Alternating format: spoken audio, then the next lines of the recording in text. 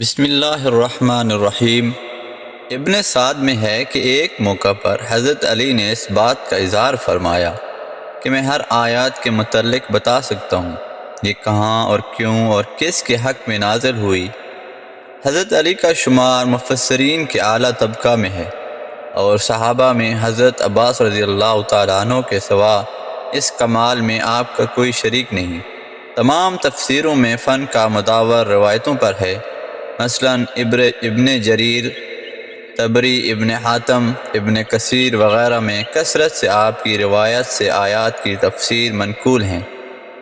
ابن سعد میں ہے کہ آپ صلی اللہ علیہ وسلم کی وفات کے 6 مہینے تک جو گوشہ نشینی اختیار کی، اس میں آپ نے قرآن مجید کی تمام صورتوں کو نزول کی ترتیب سے مرتب کیا تھا۔ جب حضرت علی المرتضیٰ نے بچپن سے لے کر وفات نبی صلی اللہ علیہ وآلہ وسلم تک 30 سال حضرت محمد صلی اللہ علیہ وآلہ وسلم کی خدمت اور رفاقت میں بسر کیے، اس لیے آپ اسلام کے اہم فرائض و ارشادات نبی صلی اللہ علیہ وسلم کی محبت کے بڑے عالم تھے۔ تمام اکابر صحابہ میں وفات نبی صلی اللہ علیہ وآلہ وسلم کے بعد سب سے زیادہ آپ نے عمر پائی۔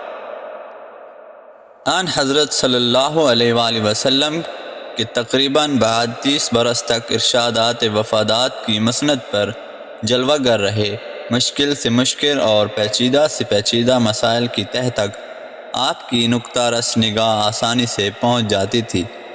یمن میں آپ نے 2 عجیب و غریب مقدمات کا فیصلہ کیا۔ یمن نیا مسلمان ہوا تھا، پرانی باتیں بھی تازہ تھیں۔ ایک دفعہ ایک عورت نو مولود بچے کو لے کر 3 مردوں کے ہمراہ حضرت علی رضی اللہ تعالیٰ عنہ کی بارگاہ میں پیش ہوئی۔ ان تینوں مردوں کا یہ دعویٰ تھا کہ عورت کے ہاتھ میں جو بچہ ہے وہ میرا ہے۔ حضرت علی رضی اللہ تعالیٰ عنہ نے اس عورت سے فرمایا کہ کیا تم بتا سکتی ہو یہ بچہ کس کا ہے؟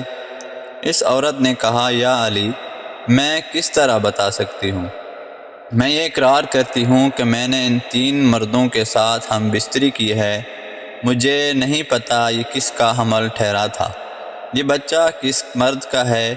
میں آپ سے عرض کرتی ہوں کہ آپ میری اس غلطی کو معاف فرما دیں اور میرا فیصلہ فرما دیں۔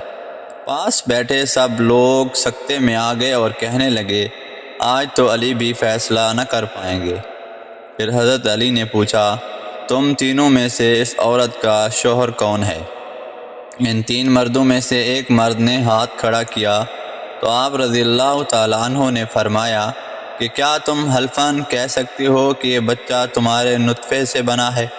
شوہر نے حضرت علی رضی اللہ تعالیٰ عنہ سے عرض کیا، نہیں حضور، میں اپنی بیوی کی بدکاری دیکھ کر کبھی بھی یقین سے نہیں کہہ سکتا کہ یہ بچہ میرا ہے یا پھر کسی اور کا ہے۔ وہاں بہت سے لوگ بیٹھے ہوئے تھے، وہ اس بات کو سوچ رہے تھے کہ یہ بہت ہی پیچیدہ مسئلہ ہے، اس کا حل کس طرح سے ہوگا۔ وہاں پر مشرکین بھی بے شمار جمع تھے۔ مشرکین کہنے لگے کہ آج حضرت علی رضی اللہ تعالیٰ عنہ کوئی فیصلہ نہیں کر پائیں گے۔ حضرت علی کچھ دیر تک چپ رہے، پھر آپ نے پیدا ہونے والے بچے کی دیت مقرر کی اور دیت کے 3 حصے کیے۔ ان کے بعد حضرت علی نے قرعہ ڈالا اور فرمایا کہ میں اب قرعہ ڈالتا ہوں، جس کے نام پر قرعہ نکلے گا بچہ اس کا ہوگا۔ ایک مرد کا نام لکھ دیا، پھر اس کو چھپا کر سامنے کیا گیا۔ ایسا کئی بار کیا گیا، جب بھی قرعہ نکلتا تو ایک ہی مرد کا نام نکلتا۔ جس کے نام اس لڑکے کا قرعہ نکلا، اس مرد کو اس لڑکے کا باپ تصور کیا گیا۔ لڑکے کو غلام سمجھ کر اس کی قیمت لگائی گئی۔ وہ قیمت کے 3 حصے کیے گئے۔ جس کے حصے میں قرعہ نکلا تھا، اس شخص سے اس قیمت کے 2 حصے وصول کر کے باقی 2 مردوں کو دے دیے گئے۔ جب یہ بات حضرت محمد صلی اللہ علیہ وسلم تک پہنچی تو حضرت محمد صلی اللہ علیہ وسلم نے فرمایا کہ اگر یہ مسئلہ میرے پاس آتا تو میں بھی اس مسئلے کا حل اسی طرح کرتا جس طرح علی علیہ السلام نے کیا ہے۔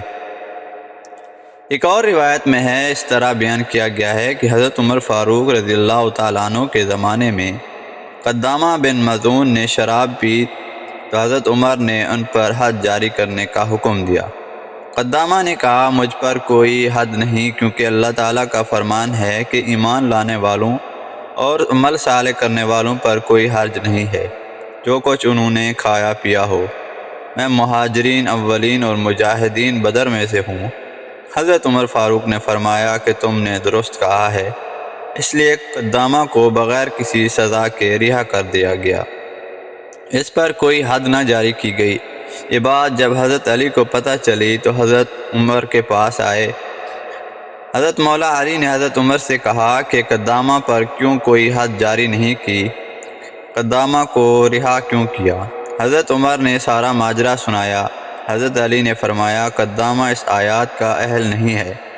وہ قدامہ جو حرام کی راہ پر چل کر اور حرام کے کام کا مرتکب ہوا، اس بات میں تو کوئی شک نہیں کہ یہ شخص خدا اور رسول پر ایمان لایا اور نیک کام بھی کیے، البتہ یہ لوگ خدا کی حرام کردہ چیزوں کو حلال نہیں کر سکتے۔ قدامہ جو الفاظ کہہ چکا ہے اس کو توبہ کرنی چاہیے۔ حضرت علی نے فرمایا اگر یہ قدامہ توبہ کرتا ہے تو اس پر حد جاری کی جائے گی، اگر قدامہ توبہ نہ کرے تو اس کو قتل کر دیا جائے، کیونکہ وہ ملت اسلام سے خارج ہو گیا ہے۔ حضرت عمر سمجھ گئے کہ قدامہ کو چھوڑ کر غلطی کی ہے۔ حضرت عمر نے قدامہ کو دوبارہ طلب کر لیا اور قدامہ کو کہا کہ تم توبہ کرو۔ قدامہ یہ بات اچھے طریقے سے سمجھ گیا تھا کہ میرے بارے میں شرعی سزا کیا ہے۔ قدامہ نے توبہ کی تو اس کو قتل کی سزا تو معاف ہوگی، تو آپ قدامہ پر حد کا مسئلہ باقی تھا۔ حضرت عمر نے حضرت علی سے پوچھا کہ مشورہ دیں کہ قدامہ پر کس طرح حد جاری کرنی ہے۔ حضرت علی نے فرمایا کہ قدامہ کو 80 کوڑے مارے جائیں، کیونکہ جو بھی شرابی نشہ کرتا ہے وہ مست ہو کر بہکی باتیں شروع کر دیتا ہے۔ حضرت علی کے کہنے پر قدامہ کو 80 کوڑے مارے گئے۔ تو یہ تھی حضرت علی کی شان، جو کہ ایک عجیب و غریب فیصلہ آیا کہ ایک عورت 3 مردوں کے ساتھ زنا کر کے آئی، اور حضرت علی نے اس پیچیدہ فیصلے کو بھی حل کر دیا۔ اگر آپ کو ہماری ویڈیو اچھی لگی ہو تو ہمارے چینل کو سبسکرائب کر دیں، لائک اور شیئر کر دیں۔